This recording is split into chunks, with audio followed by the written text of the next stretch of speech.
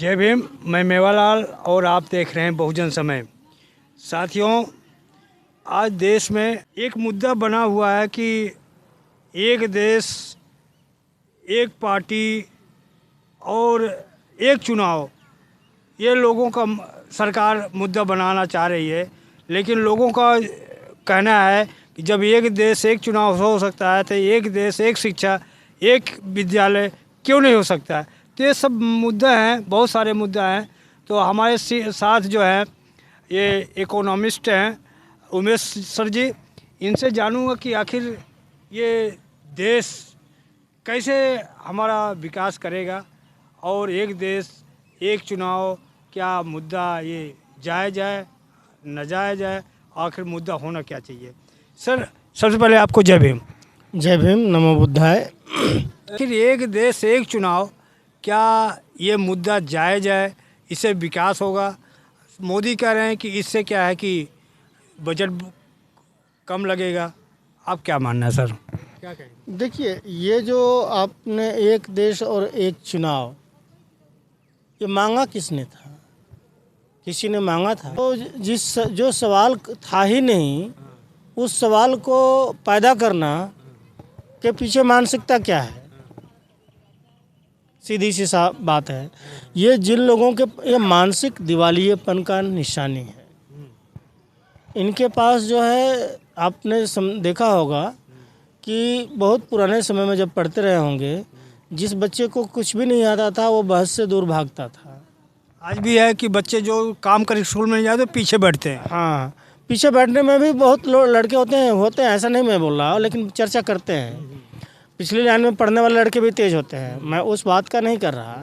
लेकिन जब चर्चाएं होती हैं तो वहाँ से एक लड़का या दो लड़का जो भाग जाते हैं, सुनना ही नहीं चाहते, उनको क्या कहते हैं कि वो कमज़ोर है।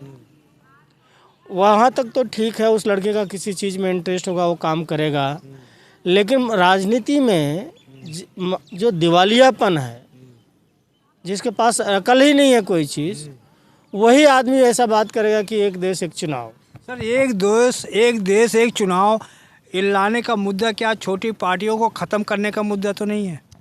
देखिए, छोटी पार्टियों को ख़त्म करने का पूरा साजिश हो चुका था 2014 के पहले ही, और उसके लिए बहुत सारा विदेशियों ने दिया है, चंदा दिया है। और ये आप जान गए होंगे सारा, मैंने दूसरे वीडियो में भी बताया है कि गाय काटने वालों से जो है चंदा लेते हैं, पाकिस्तान से लेते हैं, और पता नहीं कौन कौन सी कंपनियां हैं विदेशी जिन्होंने इनको चंदा दिया है। अब वो उन्होंने चंदा दिया है छोटी पार्टियों को ख़त्म करने के लिए ही है। आज कांग्रेस ने जो है जो मुद्दे उठाए हैं, वह मुद्दा कम्युनिस्टों का था, उन्होंने नहीं उठाया। वह मुद्दा जो है बसपा का था, जातिगत जनगणना का, आरक्षण को पूरा करने का है, वो चीज़ उन लोगों ने नहीं उठाया। जो जितनी भी पार्टियों के छोटी छोटी पार्टियों के मुद्दे थे, सबको कांग्रेस ने अपने अंदर समाहित कर लिया। अब ये कांग्रेस वो नहीं है जो पहले कांग्रेस थी, ये सब लोगों को महसूस हो गया होगा। और कांग्रेसियों को भी ये बात समझ में आ गई है कि ये कांग्रेस नहीं है जो पहले कभी हुआ करती थी। तो एक देश और एक चुनाव का मुद्दा जो है बिल्कुल वाहियात है, ये हो ही नहीं सकता। और अगर ये हो गया तो ये देश के लिए ख़तरनाक है। क्यों?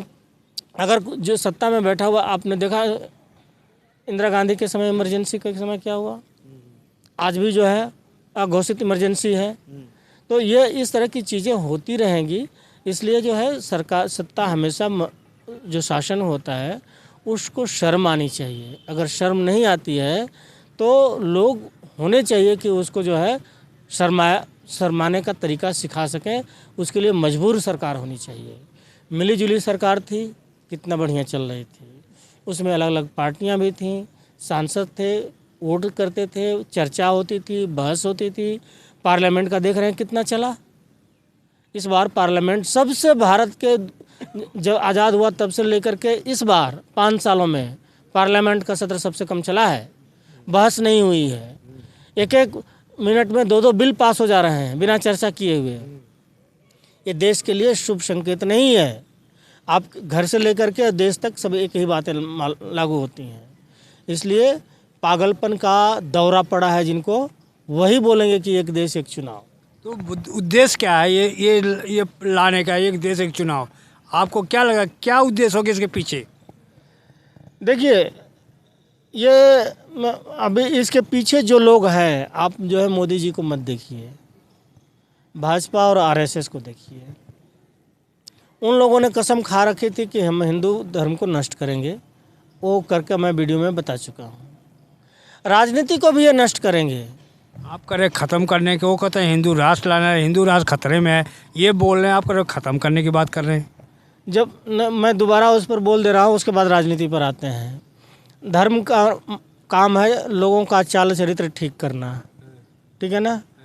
अब जो है चाल चरित्र जो है वो धार्मिक लोगों को पसंद नहीं आ रहा है। शंकराचार्य ने बोल दिया पूरी के कि ये मोदी आरएसएस और भाजपा वाले नकली शंकराचार्य पैदा किए हुए हैं। मैं नहीं कह रहा हूँ, शंकराचार्य बोल रहे हैं। वो जो अखाड़े हैं उनके महंत हैं, वो राम मंदिर में आए ही नहीं हैं, ये नहीं आए। जो बनारस के ब्राह्मण हैं वे कसम खा रहे हैं कि जो है हम जो है भाजपा को हरा करके रहेंगे। उसके बाद ये क्षत्रियों को देख लीजिए, ये पिछले 5-6 दिनों से जो है क्षत्रिय जो है तलवार भांज रहे हैं कि हम भाजपा और आरएसएस को जिंदा नहीं रहने देंगे। तो ये हिंदू धर्म का बचाव है कि हिंदू धर्म का खात्मा है? और दलित और आदिवासी तो लात जूता खाते थे फिर भी मंदिर जाते थे। अब जो है मेरे सवाल का स्पष्ट उत्तर नहीं मिल रहा सर। मेरा स्पष्ट उत्तर है कि ये जो एक देश एक चुनाव के मुद्दा लाए हैं, तो इसके पीछे रीजन क्या हो सकता है? वही अब उस पर आ रहा हूँ मैं। आपने धर्म की बात छोड़ दी, अब इसलिए मैं राजनीति पर आ रहा हूँ। ये भारत की राजनीति को ख़त्म करना चाह रहे हैं और ख़त्म करने का पूरा प्रयास किया। ईडी डाल, सुन लीजिए पहले ना, ये इंडियन एक्सप्रेस ने निकाला 25 नेता हैं जिनके ऊपर ईडी ये वो डाल करके मजबूर करके भाजपा में लाया गया, उनको तोड़ करके। पॉलिटिकल स्टेमिना को इस तरह से गंदी राजनीति करके ख़त्म करना किसी को भारी पड़ेगा। ये जनता उल्टा कर देगी, उल्टा टांग देगी। 2024 का चुनाव देख लीजिए। अब ये एक वोट और एक देश और एक चुनाव करने से क्या होगा? अगर यही आ जाएंगे तो फिर क्या करेंगे? तो पूरे देश को बेच देंगे। अंबानी अदानी को बेच दिया।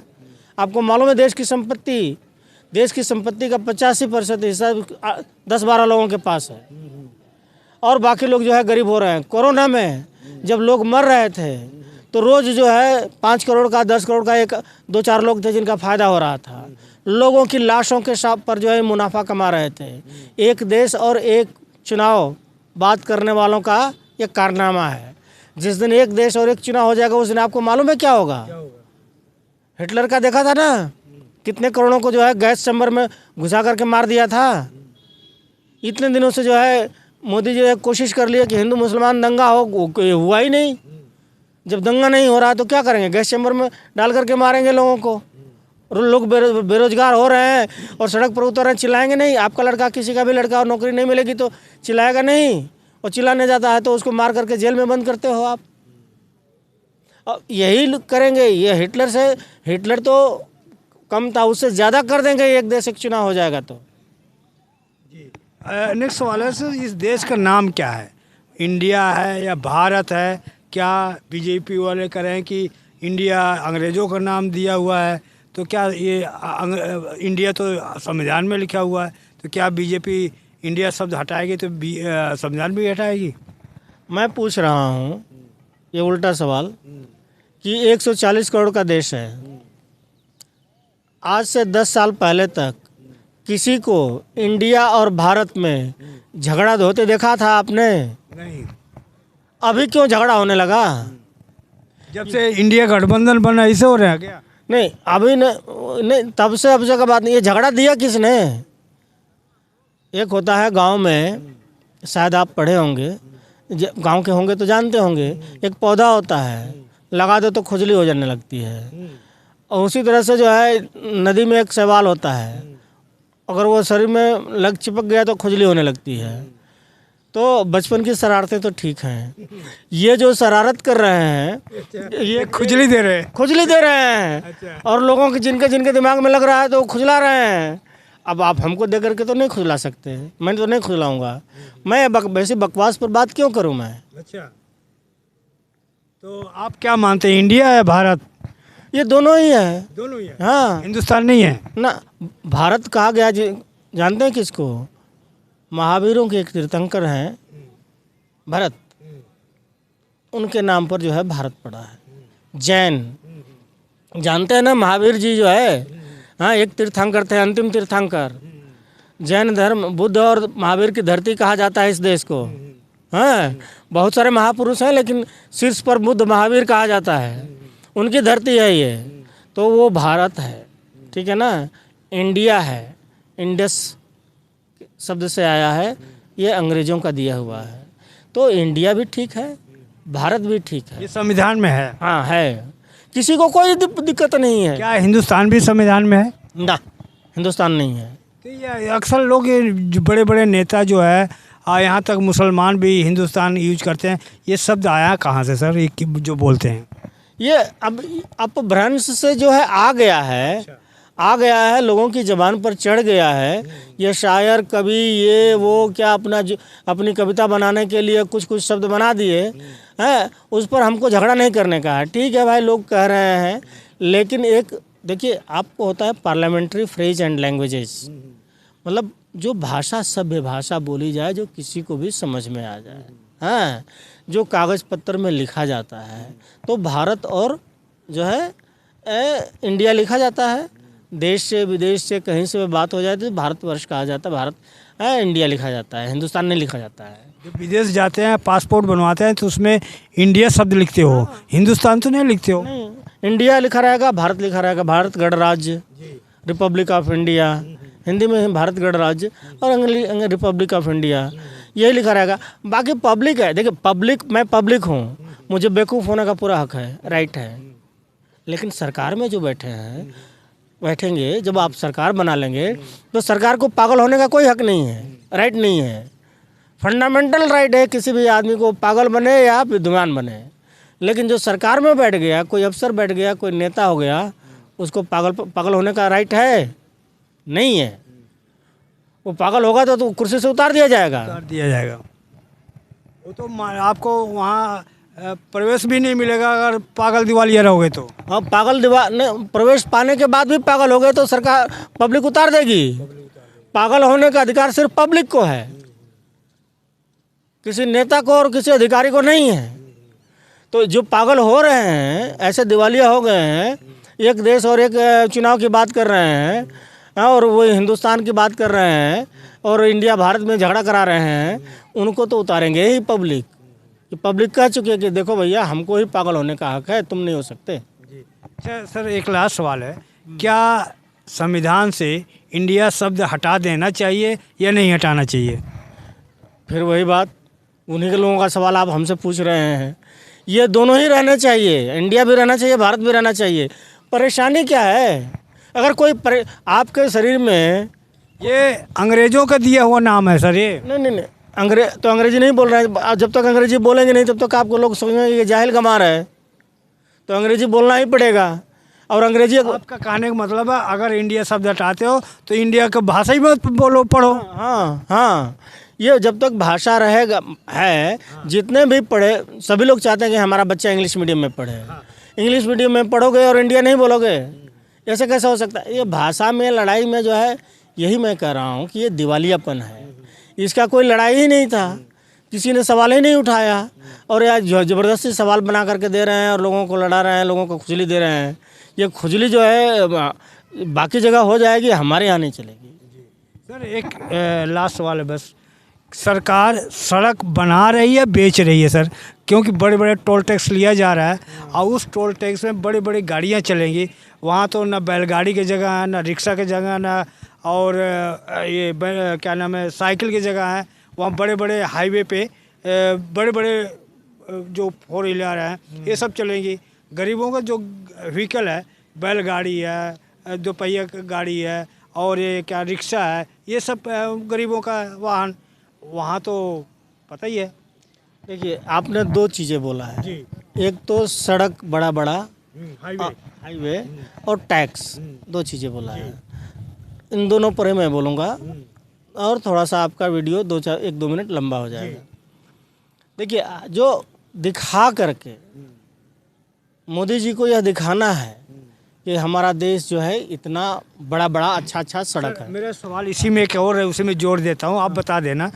ये कहते हैं कि हाईवे बनाकर मैं विकास कर रहा हूँ, लेकिन गांव में गलियों में जाकर देखो वो खड़े पकड़े हैं, लेकिन वो हाईवे पे बहुत बढ़िया सड़क चमका रहे हैं। तो क्या जो गरीब गांव देहात में रहते हैं वो उस पर चलने वाला इंसान नहीं है, हाईवे पे ही लोग चलेंगे?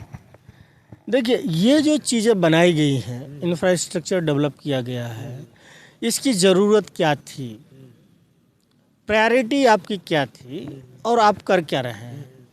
मैं किसी हाईवे के विरोध में नहीं हूँ, न सड़क के विरोध में हूँ और न ही पब्लिक है। मेरे बात छोड़िए, पब्लिक किसी कोई भी विरोध में नहीं है। सिर्फ यही पब्लिक का कहना है कि भाई हमारी ज़रूरत है उसको पूरा करो। रोज़गार है और शिक्षा है, स्वास्थ्य है, ये सारी चीज़ों को पूरा करो। तो उस पर भाग रही है और सड़क दिखा रही है कि हम सड़क बनाए हैं, विकास कर दिया है। अकल है नहीं तो सड़क पर कैसे चलेंगे? ये कुछ लोगों के लिए सड़कें हैं, सबके लिए नहीं है। एक तो बात यह है। दूसरा चीज़ आपने बोला है टैक्स का। टैक्स के मामले में मैं टोल टैक्स एक गुंडागर्दी है। टैक्स का मैं बताता हूँ, इससे बड़ा भ्रष्टाचार इस पूरे दुनिया में नहीं है। सरकार कहती है सर टैक्स लेंगे, तुम्हारे विकास के लिए तो टैक्स देने पड़ेगा आपको। सुनिए तो पहले बात, जो जुआ खेलते हैं ना उस पर टैक्स लगता है। एक जुआ है जिस पर कोई टैक्स नहीं लगता है, स्टॉक एक्सचेंज का। आपका अकाउंट से जब पैसा कम होता है तो कट जाता है, पैसा निकालते हैं तो भी कट जाता है, कटता है ना। इसको बोलते हैं transaction tax, transaction charge tax, जो भी बोल लीजिए। जब स्टॉक एक्सचेंज में डेली लाखों करोड़ रुपए का ट्रांजैक्शन होता है उस पर टैक्स नहीं लगता है। उस पर 1% भी टैक्स लगा दें तो देश में 50 लाख करोड़ का टैक्स तुरंत आ जाएगा, मिनटों में आ जाएगा और उससे से बजट बन जाएगा। अब बात समझ में आया? दूसरा भ्रष्टाचार, जो आप दवा खरीदते हैं तो टैक्स देते हैं, कपड़ा खरीदते हैं, सारा चीज़ तो टैक्स देते हैं। आप समझते हैं कि सरकार के पास जा रहा है, गलत समझते हैं। इसमें से आधा से ज़्यादा पैसा कंपनियों के लिए माफ़ कर दिया जाए कि तुमने टैक्स वसूला है, तुम ही खा जाओ, जिसको अंग्रेजी भाषा में बोलते हैं रेवेन्यू फॉरगॉन। ये भ्रष्टाचार हुआ।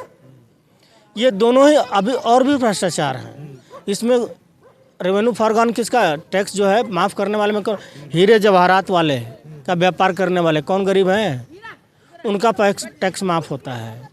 किनका टैक्स ख़त्म किया जाता है? जो ट्रेन में जब आते थे बुजुर्ग, पेंशन जाते थे, उनको कंसेशन मिलता था, वो ख़त्म कर दिया।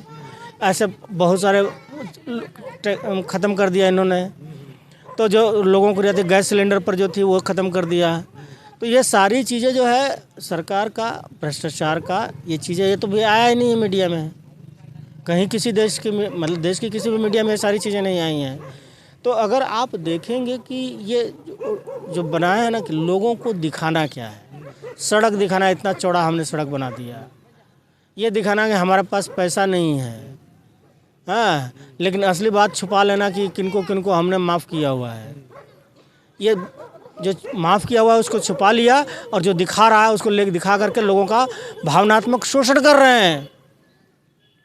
लोग सोच रहे हैं हम तो सही कह रहे हैं, मोदी जी सही कह रहे हैं, लेकिन गलत है। नहीं सर, जैसे लोग कहते हैं कि विकास का मॉडल जो है, अगर ये हाईवे बन रहा है बड़े बड़े और वहाँ किनारे किनारे दुकानें खोलेंगे तो वहाँ तो रोज़गार बढ़ेगा ना सर। गवर्नमेंट का ये एग्जाम्पल देना है। आप क्या माने कि वो हकीकत में जो गरीब गांव देहात में झोपड़ियों में गलियों में रहते हैं उनका भी विकास उसमें दिख रहा है आपको?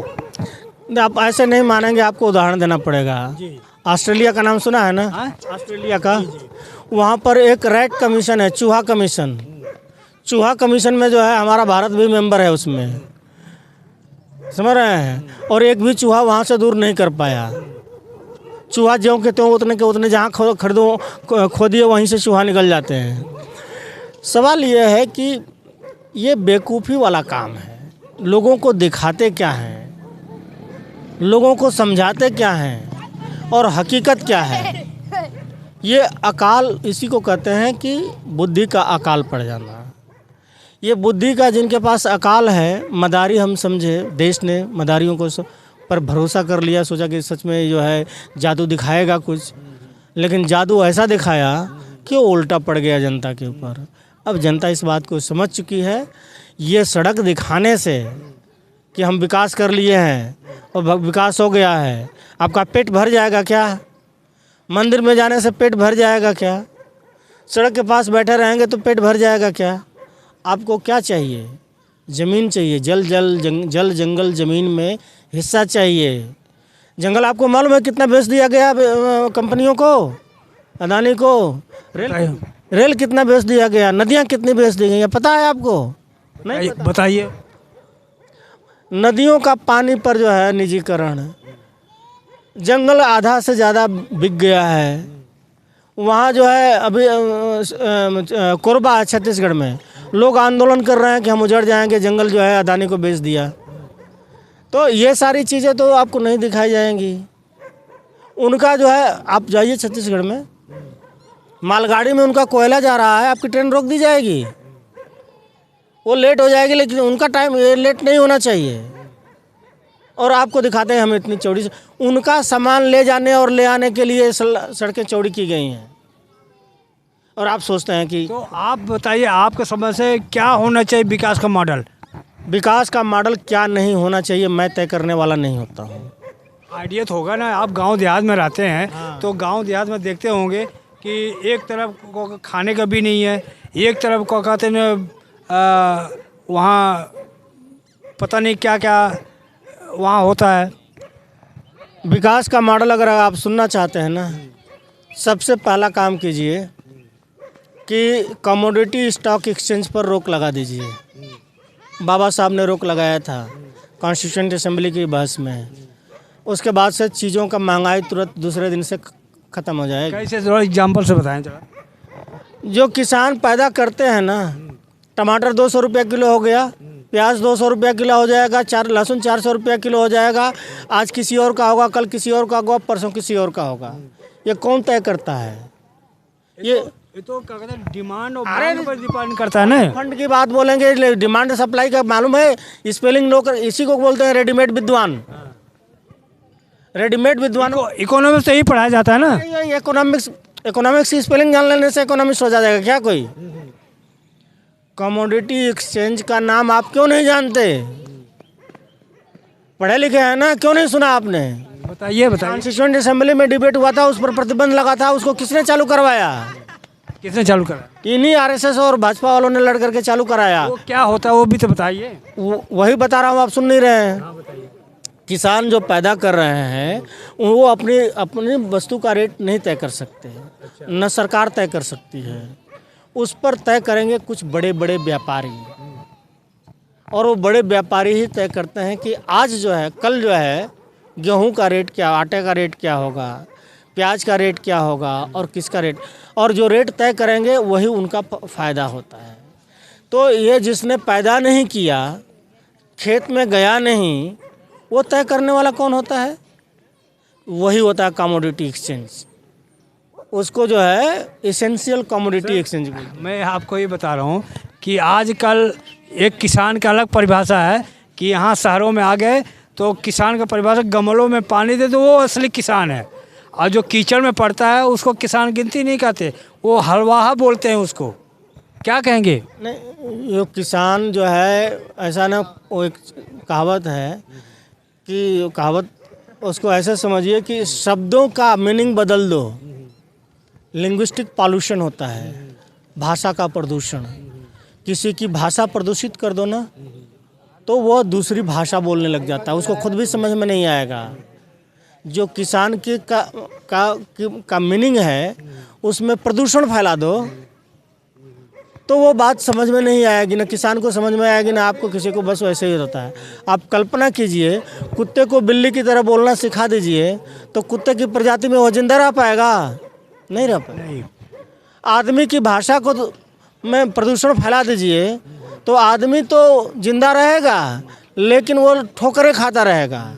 ये जितने भी युवा पीढ़ी ठोकरें खा रही है ना, इसी भाषा के प्रदूषण से, जो आप अभी सुना रहे हैं। ऐसे तो मैं आपको हज़ारों उदाहरण दे सकता हूँ, लेकिन दुर्भाग्य है ये भाजपा और आरएसएस के का जो बौद्धिक दिवालियापन है, उसमें गरीब तो हमेशा मारा गया, चाहे कांग्रेस हो चाहे बीजेपी हो। सर गरीबों को तो कोई भला नहीं कर पाया। तो आप चाहे कांग्रेस लाओ चाहे बीजेपी, तो दोनों कहते, काशीराम कहते थे एक सांपनाथ है एक नागनाथ है। ये वो पॉलिटिकल बातें हैं, लेकिन सवाल ये है कि राजनीति बुराई है, एक आवश्यक बुराई है, वो रहेगी ही रहेगी। अब हमारा कर्तव्य क्या है? बाबा साहब ने क्या किया? वो उन्होंने अपना कर्तव्य उनको नहीं मालूम था क्या कि राजनीति बुरी है, क्यों आए हैं? कांशीराम को नहीं मालूम था कि राजनीति बुरी है, क्यों आए? ये बुरा है और रहेगा। काशीराम का ये बुरा है और बुरा रहेगा, लेकिन उसमें उसको बेहतर बनाए रखने का प्रयास हमारा जारी रहना चाहिए। कांग्रेस में बुराई थी, ये बात कांग्रेस ने समझा है, मान लिया। भाजपा के अंदर बुराई है, भाजपा मामले मानने के लिए तैयार नहीं होते, बहुत अहंकार है। कुछ ऐसी और भी पार्टियां हैं जिनके अंदर अहंकार इतना है, अपनी गलती मानने को तैयार ही नहीं है। तो मेरा कहने का मतलब है, काशीराम के उदाहरण था, काशी जो कहते थे कि राजनीति बुरी गंदी चीज़ है, इसमें नहीं जाना चाहिए। तो अगर गंदी चीज़ होती तो जो मंदिर में है वहाँ से निकल के राजनीति में आ रहे हैं, क्यों आ रहे हैं? अगर गंदी चीज़ होती तो नहीं, ये बात जो है आप जो है थोड़ा सा आउट ऑफ टॉपिक बोल रहे हैं। नहीं, आप कर रहे हो कि नहीं? हाँ, मैं जवाब दे दे रहा हूँ। ऐसा है कि शंकराचार्य ने बोल दिया, और भी जो धार्मिक लोग हैं, धर्म का काम है लोगों का चाल चरित्र अच्छा करना। अब वहाँ चाल चरित्र अच्छा नहीं करके अपना राजनीति में आ रहे हो चाल चरित्र खराब करने के लिए, तो फिर तो साध्वी जी गई ना, हैं उनका, हाँ वो गई, उनको टिकट नहीं मिला इस बार, और धर्म भी खतरे में पड़ जाता है। वो मैं बात बोल चुका हूँ, रिपीट नहीं करूँगा। तो ऐसा है कि ये जब आएगी बात, धार्मिक लोग आएंगे तो खराब होगा। मैं क्या बोल रहा, राजनीति की बात हो रही है। राजनीति में बुराई है, इसको सुधारना चाहिए। धार्मिक लोग भी सुधारें, सामाजिक लोग भी सुधारें। बुराई क्या है वो तो बताइए ना, राजनीति में बुराई क्या है? बुराई नहीं दिख रहा है आपको? बताइए ना। बुराई मतलब आपको, हमारे दर्शक को बताइए कि क्या है बुराई राजनीति में? बुराई ये सरकारी कंपनियां बिक रही हैं, ये बुराई नहीं है। लोग बेरोजगार हो रहे हैं, ये बुराई नहीं है। लोग जो है कोरोना में जब लोग मर रहे थे, लाशों का सौदा कर रहे थे लोग, और कुछ लोग रातों रात करोड़पति हो रहे थे, ये बुराई नहीं है। जो कोरोना का वैक्सीन बनाने वाली कंपनी है, उससे घूस लेकर के और फर्जी जो दवा काम ही नहीं करती उसको पास कर दे रहे हैं, ये बुराई नहीं है। बुराई दूर कैसे होगी? ये दूर तभी होगी, आपने नेता ही वैसा चुना था, तभी तो ये हुआ ना। तो इसलिए उसको बदलना पड़ेगा, सत्ता को बदलना पड़ेगा, ये हटाना पड़ेगा। आपका भाव तो यही निकल रहा है, राजनीति बुरी नहीं है, जो राजनीति को चला रहे हैं वो बुरे हैं। हाँ, अगले आएंगे उस पर शिकंजा नहीं कसेंगे तो वो भी बुरी हो जाएगी। भाजपा ये जो नेता हैं बुरे क्यों हुए? क्योंकि इनका आरएसएस और भाजपा, आरएसएस और भाजपा दोनों ही दिमाग से दिवालिया हैं, इसलिए उनका नेता भी दिमाग से दिवालिया हो गया। आगे भी आपका खेत होता है ना, मैं देशी भाषा में समझा रहा हूँ, हर साल फसल बोते हैं, फसल की देख रेख भी करते हैं, नहीं देख रेख करेंगे तो फसल बचेगी, जानवर खा जाएंगे। उसी तरह से राजनीति है, वो रहेगी, है और रहेगी भी, पहले भी थी। आपको उसकी देख रेख करनी है, आवारा ना होने पाए। बाबा साहब ने एक बात बोली थी, लेट पार्टी जो भी रूलर है वो टायरेंट ना हो।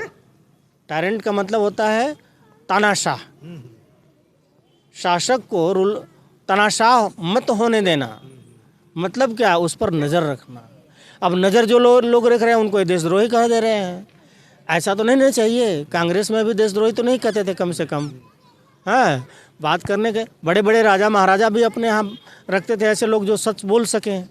ये तो सच बोलने के लिए वालों के लिए जगह ही नहीं छोड़ा इसने। चलो धन्यवाद, आपसे बात करके बहुत अच्छी लगी। और आपने जो अपनी बात रखी, हमने भी पूछा, सब जवाब बड़े मुखरता से आपने दी। तो ये उमेश बाबू जी थे। इनकी बात को आपको कैसा लगा, अपनी प्रतिक्रिया जरूर दें। आपका प्रतिक्रिया हमारे लिए बहुत महत्वपूर्ण है। आप जरूर कमेंट बॉक्स में कहें, और हमारा प्रयास कैसा लगा अपना कमेंट में वो भी लिखें।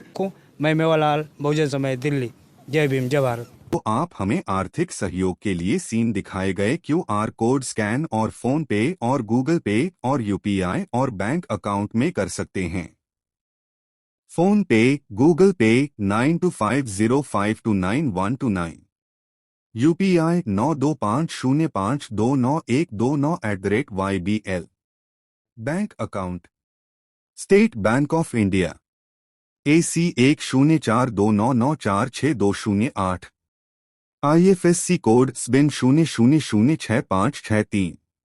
आपका छोटा से छोटा सहयोग समाज और हमें और मजबूत करेगा, जिससे हमें बहुजन पत्रकारिता में और निष्पक्ष बनाने में मजबूत करेगा। जय भीम, जय भारत।